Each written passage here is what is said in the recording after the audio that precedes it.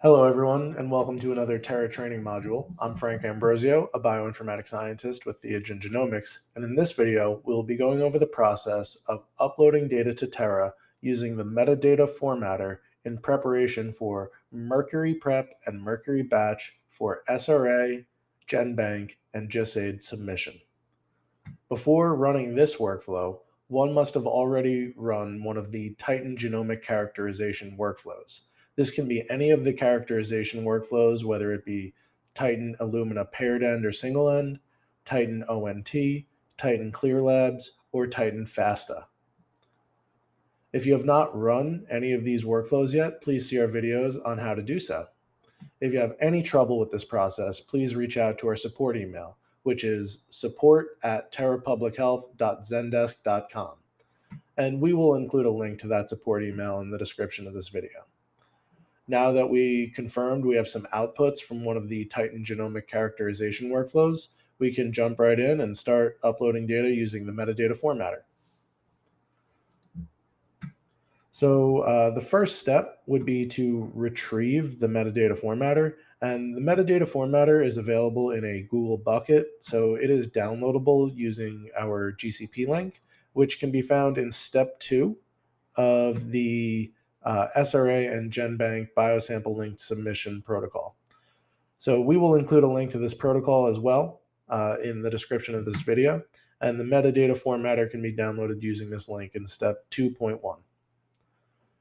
So you click that link, it will automatically download. And then the next step would be to fill out the metadata formatter. Here we have some instructions on how to do so. We have some descriptions of the fields. We have descriptions of all of the fields included in the metadata formatter. And these descriptions are pulled from the various required or the various repositories where these are required fields. So what the metadata formatter does is it takes all of the required fields for SRA, GenBank, and GISAID and combines them all into one spreadsheet where you can format all of the data for uploading to Terra for all three of these repositories. And there are some overlapping fields, and the overlapping fields may not necessarily have the same name. So the metadata formatter really simplifies this process of getting all of the metadata needed to submit to all three of those repositories. So let's take a look at the metadata formatter. Here we have a pre-filled metadata formatter. The metadata formatter you will receive will not have any of these entries, but it will have all of the column headers in green and blue here. So you see, this is how the data is input into the metadata formatter. The functional part of the metadata formatter is the second page where you can copy all of this information right into Terra. So let's go through some of these fields. The first field is the root entity. We should be familiar with the concept of a root entity in Terra, in our Terra data tables. This is going to be the name of the Terra data table to which we will upload this metadata. So wherever these samples live, that's what we want to put here. Please note that the underscore ID is on the end here. We have not included the entity colon notation in the beginning, but that will be included in the second worksheet in this workbook. And here we see the entity colon notation defining that root entity. Note that we have these pop-ups. These are called tooltips, and they give a brief description of everything we're looking at. The next field to take a look at is this submission ID prefix. This prefix will be combined with this submission ID suffix to form your submission ID. So as you see, this submission ID prefix is the state hyphen, an abbreviation for the laboratory hyphen, and then that will be combined with your submission ID suffix to generate your submission ID.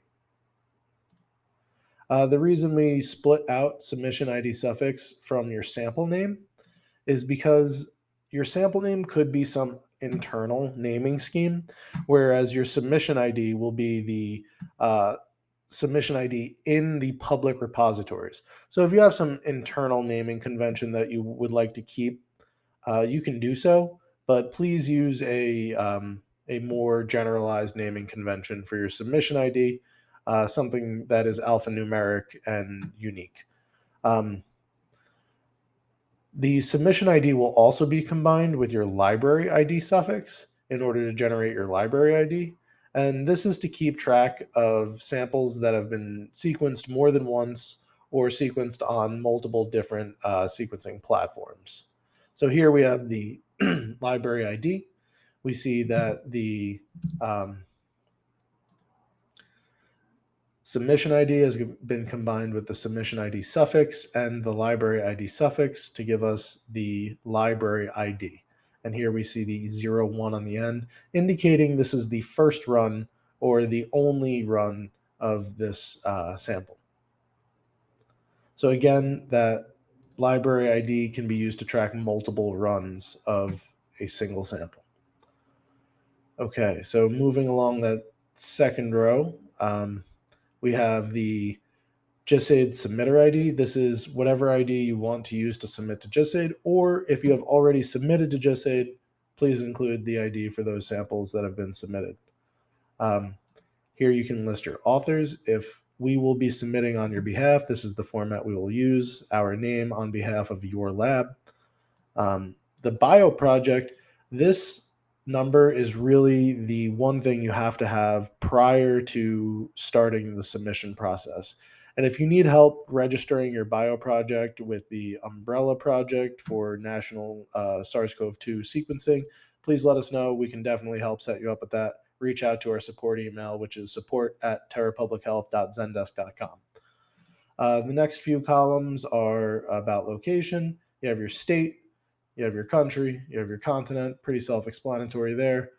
Submitting laboratory, this is going to be the name of your lab and the address of your lab.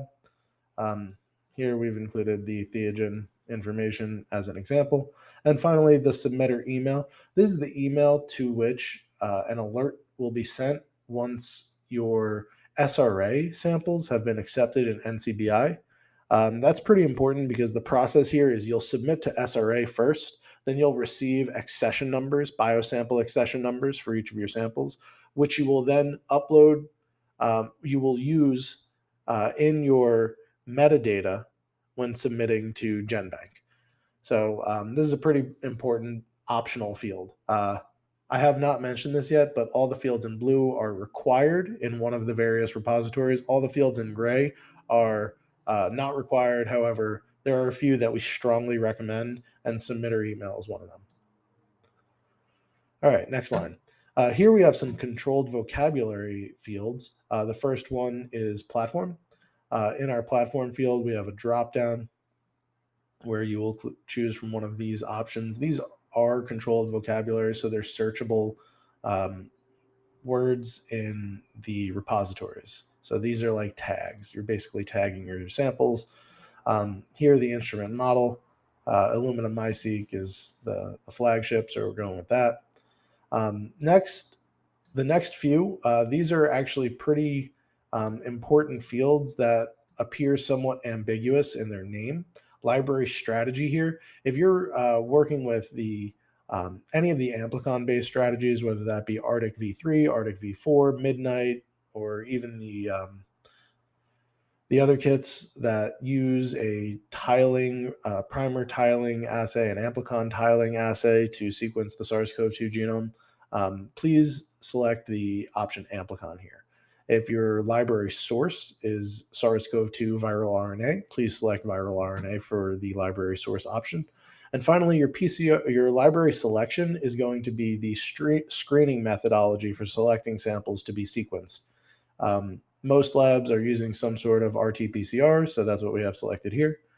Finally, in this row, there are two optional fields. The first one is primer scheme. If you're using a named primer scheme, please indicate that here. Here we're using the Arctic v3. This is where you would put your Arctic v4, Midnight also. And then the average amplicon size. This should be available wherever you are purchasing the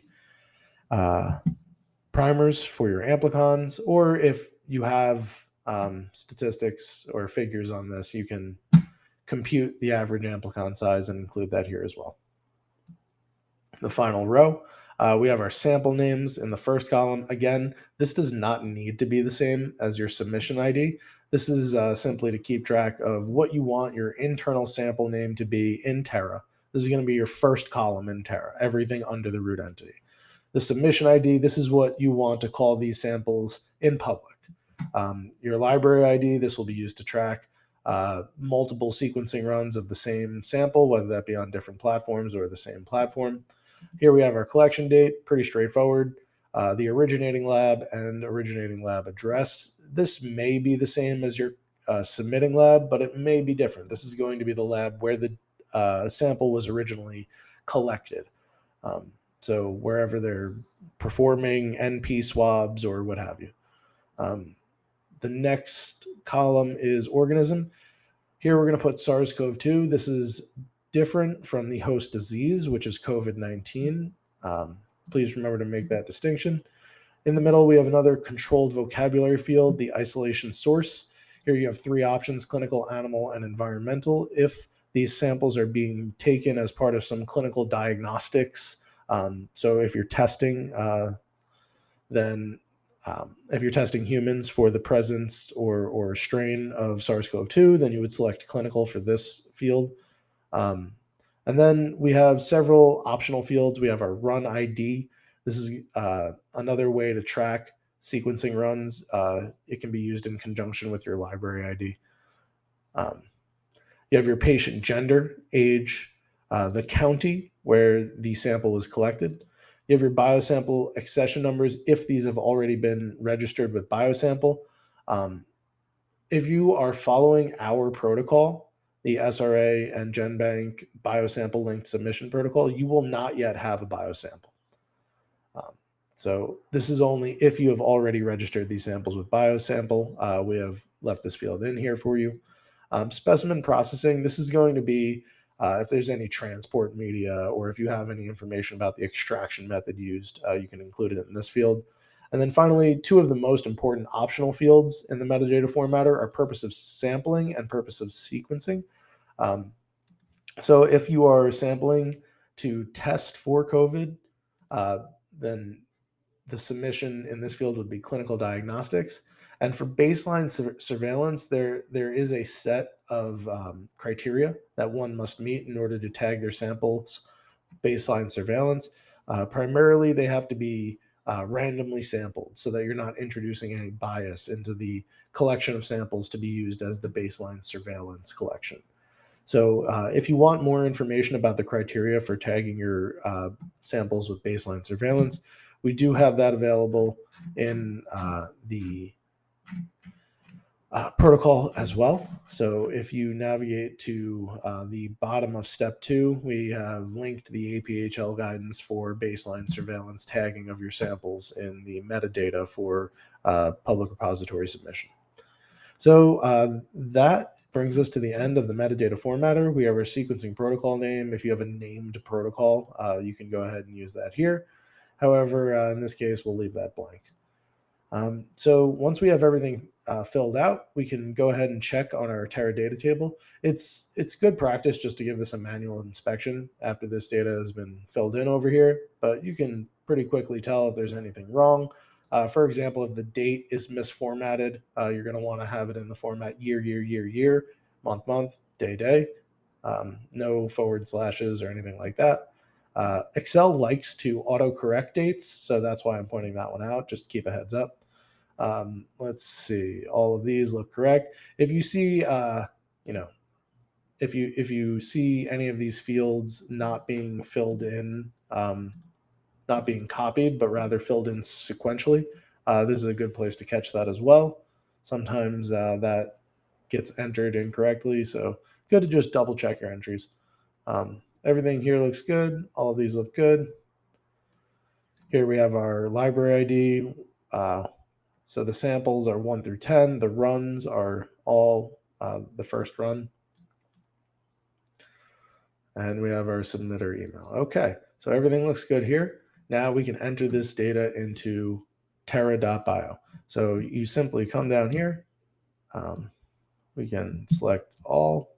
We can select copy. Then we can go back to Terra. We can go to our Terra data table where we want to upload this data, the Illumina specimen, that's our root entity.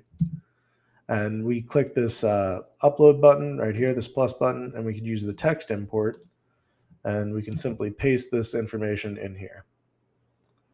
So we'll get this warning message. This is just letting us know that there's already a data table with this root ID, root entity. We know that. We're simply adding metadata to these samples. So let's go ahead and start the import job. This should take just a second. And now we should see all of our metadata fields now available, for example, authors or collection date, um, host disease. Here's just a few of the fields that we now have in our Terra data table. And at this point, we're ready to proceed with Mercury Prep and Mercury Batch, which will prepare and batch together all of the submission files for the various repositories, SRA, GenBank, and GISID. So if you would like to see more on that process, please check out our protocol. Additionally, we will have videos on those processes as well, so check those videos out. If there are any other videos that you have questions on or would like to see, definitely reach out to support@terrapublichealth.zendesk.com. If you have any questions or concerns, you can reach out there as well. We should have the support email as well as the protocol link in the description of the video. So thank you very much for watching this video, and we hope to see you again soon. Thanks.